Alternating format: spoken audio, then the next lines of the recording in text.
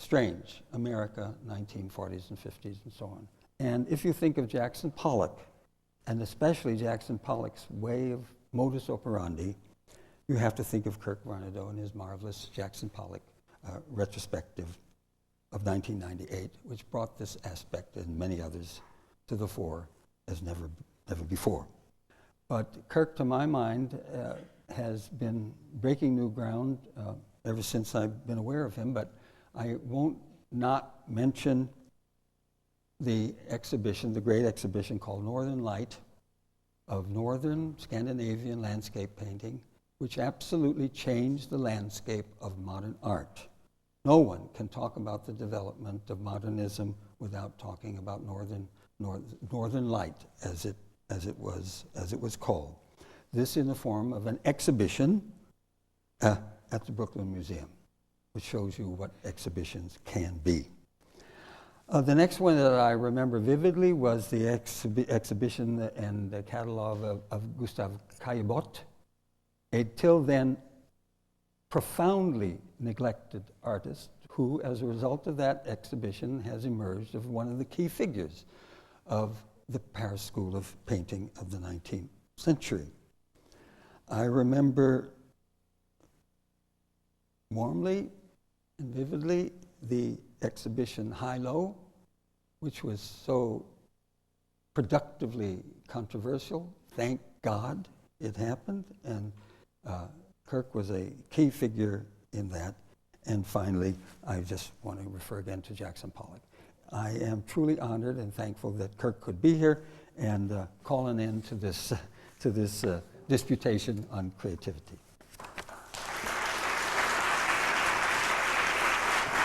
Have fun, Ted. Do you want to switch that off of you? Yeah, you have to know.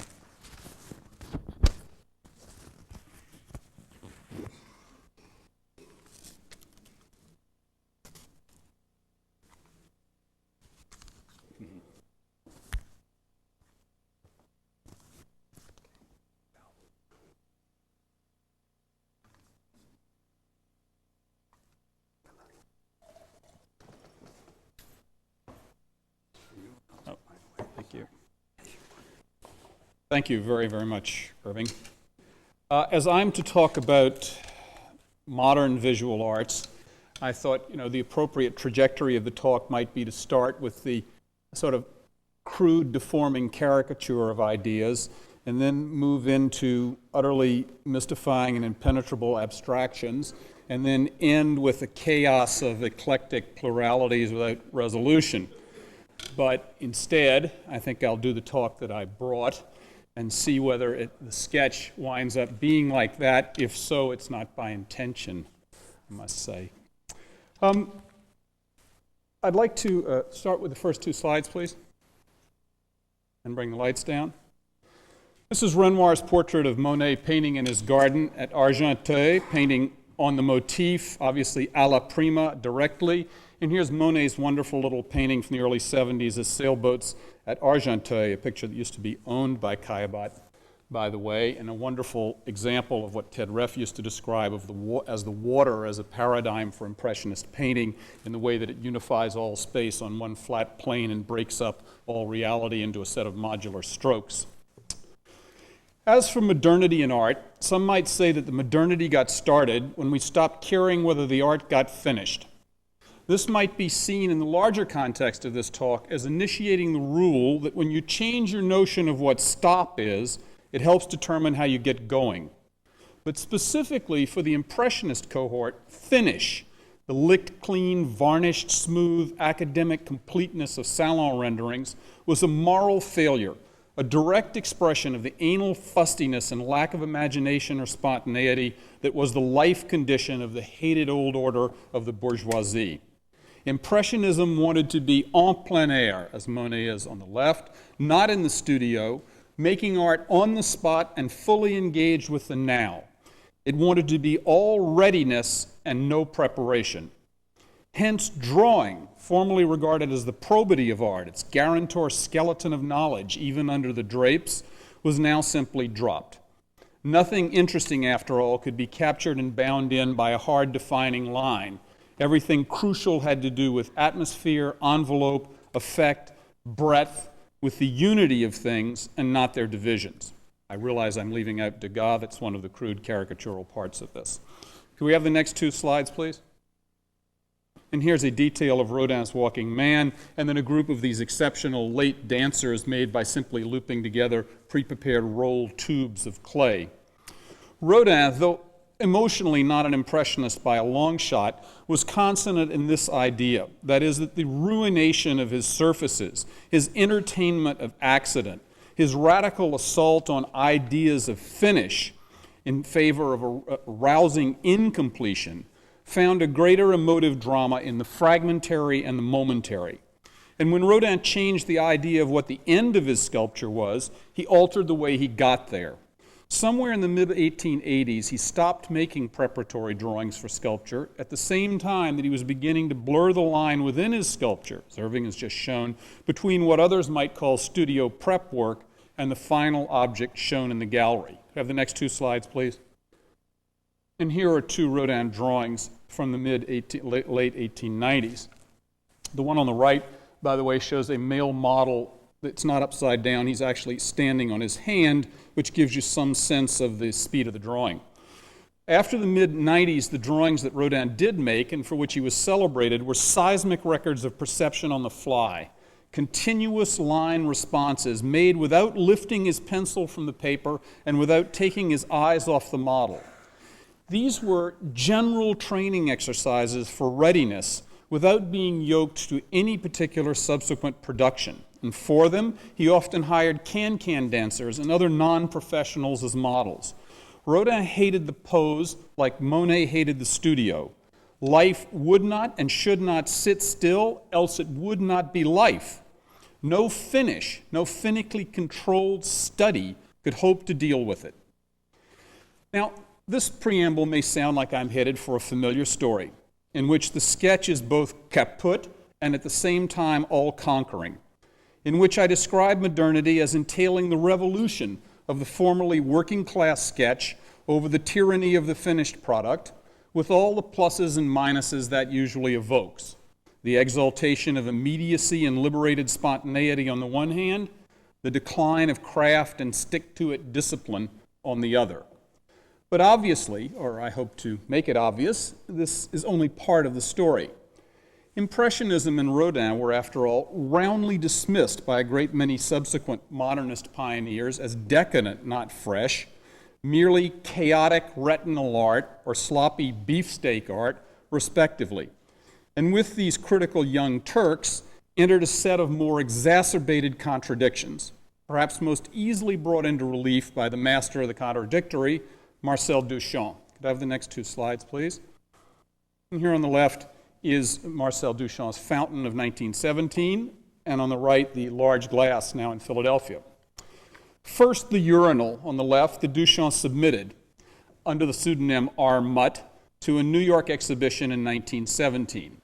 That is, first, the quintessential instance of the ready-made, the object plucked into art status by a pure act of indifferent selection. I emphasize, as Duchamp did, the indifference, for the state of readiness involved here is notably changed from the Impressionists' keenly honed attunement to shifting weather. Duchamp insisted strongly that the real ready-made could never reveal any intention or plan, that its selection must be a matter of utter and pure caprice, and that the instinct to select such things should be exercised sparingly and with caution, thus jealously protected against any kind of carryover of feeling, taste, or strategy that would establish amongst these found objects anything like style or meaning.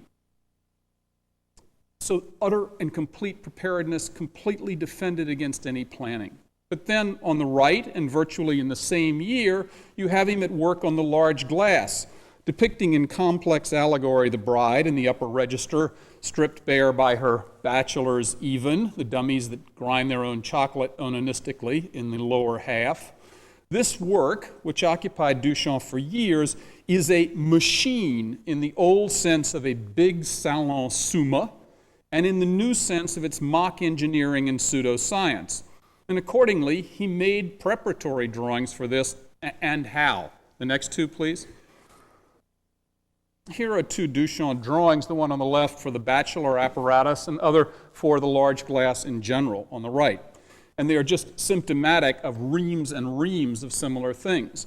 The countless notes and intensely labored and precise drawings that Duchamp made for the large glass, not only made, but lovingly preserved and himself published in scrupulous facsimile, demonstrate an obsessive toil of preparation, indeed a fetishism of preparatory systems, strategies, and justifications for each part of the work, including also documented processes, the next on the right, please, of careful, patient, long-term work towards desired effects. And here's Man Ray's photograph of a part of the large glass laid out so that over a great period of time it could accumulate dust sticking to itself to get just the tone that Duchamp wanted. The picture is often referred to as called breeding dust. And it must be, as you can see from the pile-up, quite a long-term enterprise to get this many dust bunnies accumulated on the plate. Yet none of this run-up ever comes to, nor really wants, any real resolution. No consummation in the narrative of sexual longing in the work, and more to the point, no finish to the large glass itself, which Duchamp simply shrugged his shoulders and abandoned in favor of playing chess in the early 1920s. Pointless labor, ironized perfectionism of preparation becomes the raison d'etre of this huge Rube Goldberg story of mechanobiological causality. A surfeit of intent becomes the content of the work. And so in these two instances, the ready-made and the large glass, Duchamp seems to give us another tale of modernity, more complex, but perhaps just as unsatisfactory as the one we sketched at the beginning, in which numbly anonymous whim on the one hand and fetishized masturbatory wheel spinning on the other replace the standard dialogue of searching and finding, preparing and completing. Mercifully, though, these are not the only lessons of early modern art. Preparatory drawing, for example, remained an essential process for key innovators, but in a crucially restructured fashion. Take the case of Picasso. Next two, please. Picasso's Demoiselle d'Avignon on the left is perhaps modern art's most celebrated unfinished picture. It's several different styles, left in process and unresolved, with the picture being all the more potent for that. But this is also the most relentlessly, not to say obsessively prepared picture in Picasso's whole career. He was determined to make this a world beater, and he went through sketchbook after sketchbook, sheet after sheet, oil sketch after oil sketch, over at least 6 months, getting stoked up to go at this picture. What he frequently undertook, and you see on the right, surprisingly, is something like the most academic traditional methods of correct body analyses, divvying up things in terms of proportion. And often, the next on the right, please, these studies look like they could be the work of some very earnest medieval or early Renaissance student of ideal geometries. But Picasso's was in fact a parody of academic method, borrowing its practices to betray its purposes. What Picasso was after here was the opposite of conformity to ideals. It was instead the spawning of new monstrosities, boiling figures down to triangles and diamonds and ovals and circles, and working back and forth between front views and back views until one became indistinguishable from and fell into the other. Picasso was on a voyage of discovery in these drawings, where instead of the predicted achieving refinement and definition, the unpredicted and novel were encouraged to emerge. Have the next on the right, please. Here's a detail of the lower right of the Demoiselle. The most horrifically new invention in the Demoiselle, perhaps, the heart of its psychosexual darkness and the deformation least consonant with any known kind of tribal mask, is this amazing face at the lower right. And its origins, as we've learned in recent years, come out of a kind of inspired doodling. Do you have the one on the left, please? This is a very odd drawing which comes at the end of a long sequence. The form shown in this drawing started as a schematized back view of a torso and buttocks with ovoid shoulder joints joining the arms that were raised and a dorsal shadow coming down the middle. And then it got restructured to a frontal view where the shoulder blades turned into almond breasts with a bikini-like top and a looping arm coming down. And then they got suddenly pushed further with a kind of crotch that got added, and then the crotch suddenly turned to something else and began to suggest a mouth, and the whole thing got pushed into the demented eyes, skewed nose, and inexplicable mandible along the jaw of the seated demoiselle. So something that started back, turned front, started body, turned face. In this fashion, preparatory drawing for Picasso, crude, reductive schematization, became a process where play invaded and usurped the former domain of work, and where, with constant repetition, all of these drawings again and again, all these diamonds, constant repetition of simple forms giving way to such fruitful mutations as the one on the left, in this process a Darwinian evolution in the truest sense replaced the former teleological ladder of life within artistic processes as a new way of producing what the biologists would call hopeful monsters, like the one on the left, from within the play of familiar conventions, thus yielding literally higher forms of life and more complex and intelligent results. This remarkable process is true not just in the exceptional instance of the very expressionist Demoiselle canvas, but in the most cerebral, seemingly carefully plotted forms of Cubism as well. The next two, please.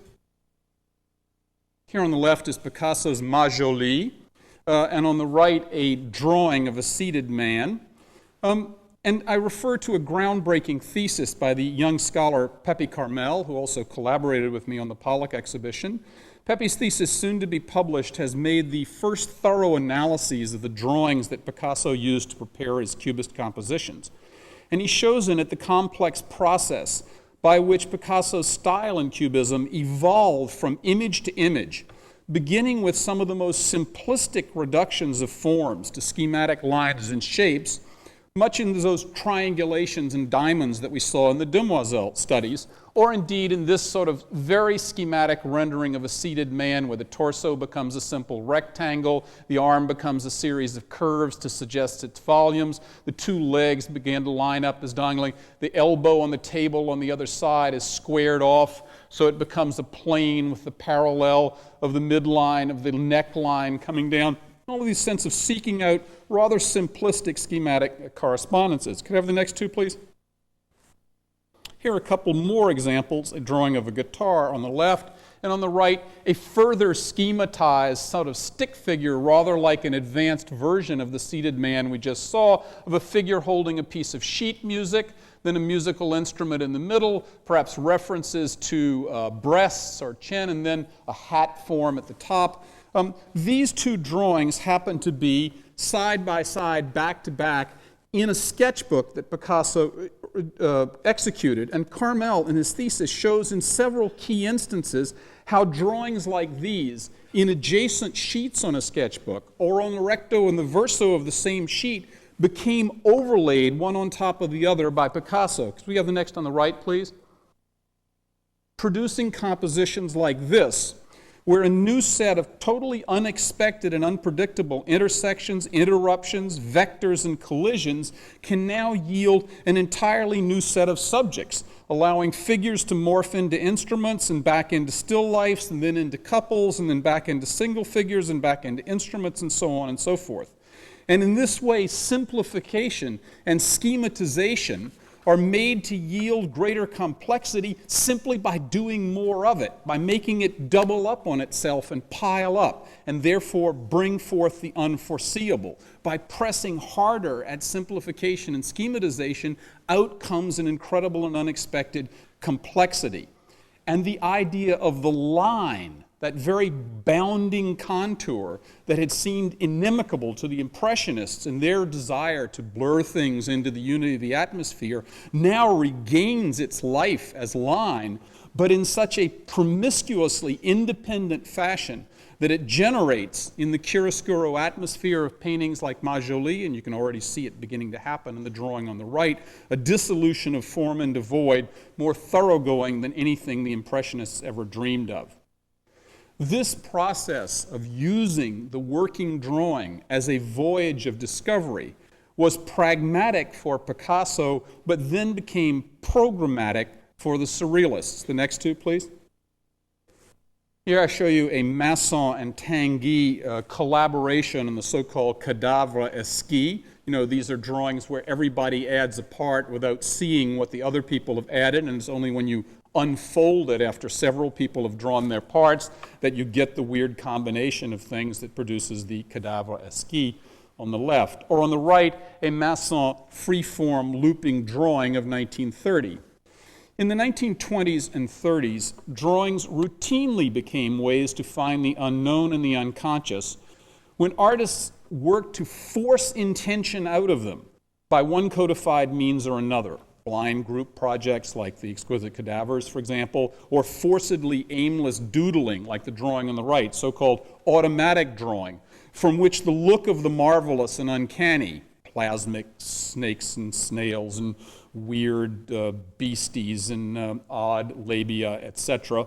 These odd forms, untrappable or unthinkable, literally, by normal means, are found and discovered, hence guaranteed authentic, in the process of aimlessness. In this ethos, indeed, the only route to deeper truths is via the provocations of pointedly pointless activity, planned systems and strategies of preparation that are there to defeat planning. Could I have the next two, please?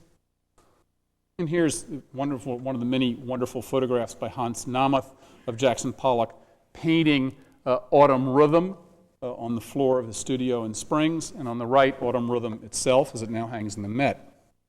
It's possible, in this sense, to see Jackson Pollock's poured and dripped canvases of 1947-50 as the extreme of the surrealist idea, an automatism no longer in the service of conjuring images of snakes and snails, as in Masson, but as an end in itself. Actually, parenthesis, Pollock's pouring may have its more direct source in the politically tinged experiments with new materials and methods he undertook with Siqueiros in the late 30s, but the refinement of that argument is going to have to wait for another day. In any event, since Pollock's canvases had no preparatory studies, but seemed to some like giant drawings themselves, gestural drawings in the air over the canvas brought down to the plane of canvas by gravity, these paintings might seem another logical point of summation or rest, where once again the annihilation of the sketch and its exaltation seem simultaneous, and where the ethos of the drawing as a route of discovery reaches its apex. But, just as before, we have to insist that the modern is more complex than that and more contradictory.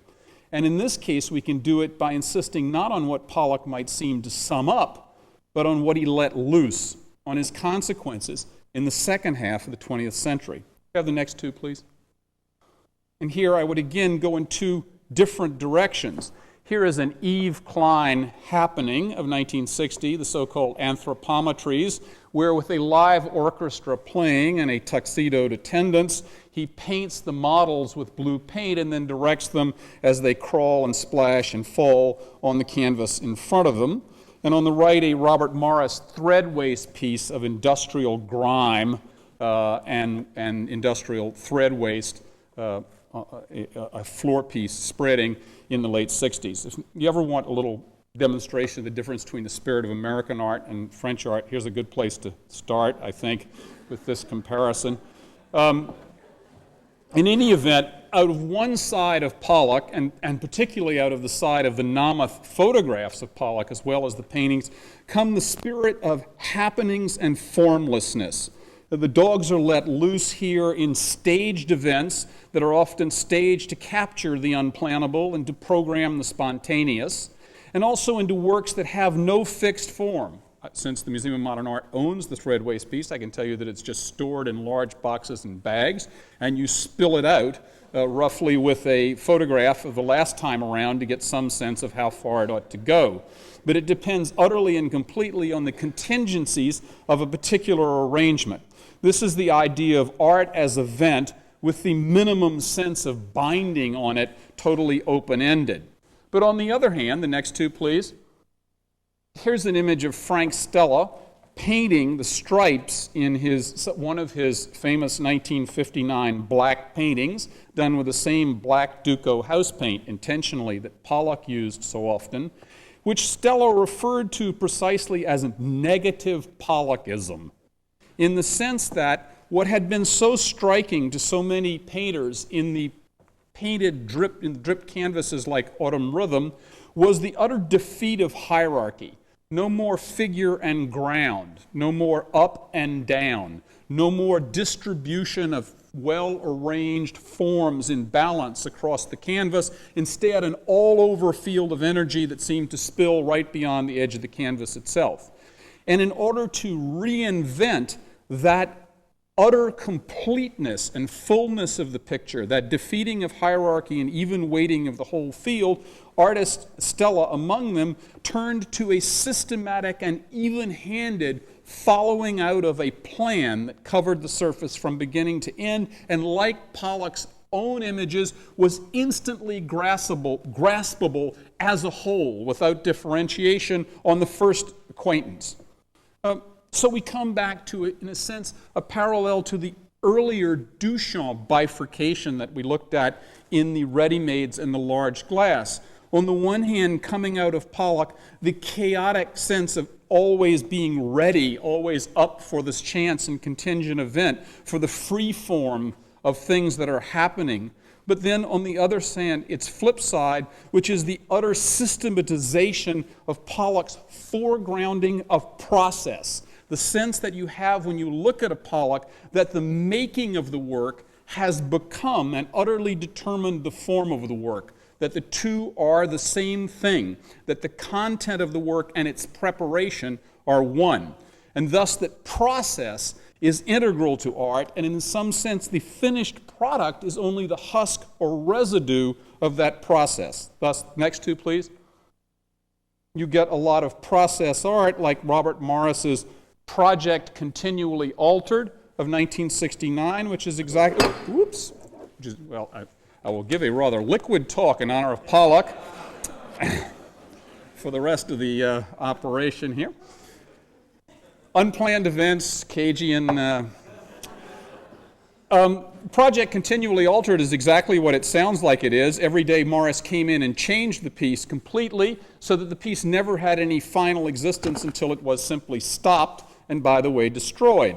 Or another more extreme example, the next on the left, please, is the Morris box with the sound of its own making, which is a little jab at the finalized perfection of minimalism, since there's a tape recorder in the box that constantly has the hammering and banging sounds of Morris putting the box together.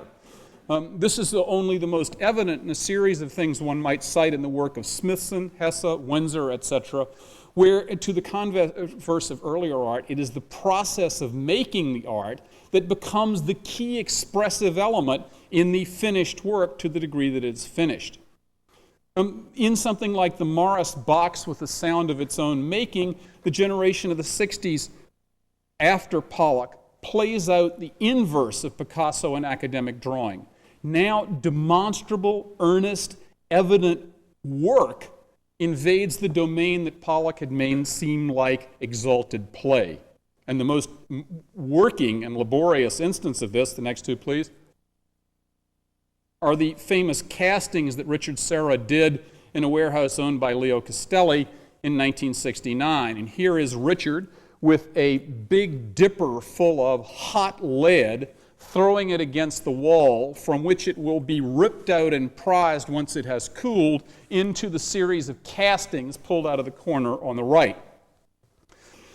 Far beyond the house paint that Stella had emulated in Pollock, this is real blue-collar, toxic, steel mill work in an old industrial loft. Pollock remade as labor with an ethos of work and a physicality of working materials. It's a period in the late 60s when the workshop takes over. Think of Warhol and the factory, the model of industrial making, but a different kind of industry, not the optimism of the machine age that Duchamp satirized in his Perfection, but a sense of nostalgia for a kind of brutality of handmaking, which is Rust Belt art in a kind of proto-Silicon Valley era. It's Ruskin and Morris remade for the age of Vietnam.